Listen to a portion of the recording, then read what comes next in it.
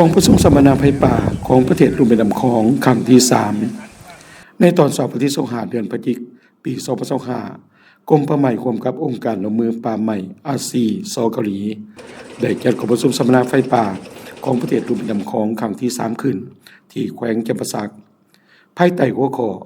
การฝึกอบรมเพื่อสร้างครูฝึกด้านการคุ้มครองไฟป่าและการดับไฟป่าในภาคพื้นอาซีตะวันออกเฉียงใต้พิธีเปิดเลยครับการเป็นประธานร่วมโดยท่านอรหันต์บุญญภารมรองหัวหน้ากรมป่าไม้ท่านพิเอกสัญญสิทธิ์วิรพัฒน์รองหัวหน้าแผนกเกษตรกรรมและสิ่งแวดล้อมแขวงจำปาสักพร้อมด้วยผู้แทนจากประเทศลุ่มแม่น้ำคองนักวิชาการและครูฝึกเข้าร่วมอย่างพร้อมเพรียงการสัมมนาที่ครั้งนี้จุดประสงค์ก็เพื่อเสริมสร้างขีดหมายความรู้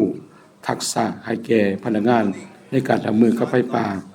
และผลกระทบจากการเปลี่ยนแปลงดินฟ้าอากาศนอกจากนั้นยังเป็นการเลือกในการแลกเปลี่ยนบทเรียนและพิธีการคุ้มครองไฟป่า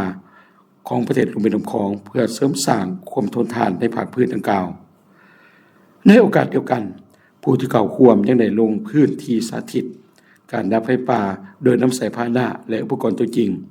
อยู่บ้านไส้สว่างเมืองประเจียงเจริญสุขแขวงจำปาสักข่าวสอนเพชรสุรินทร์พรภาพจันทวิศักดิ์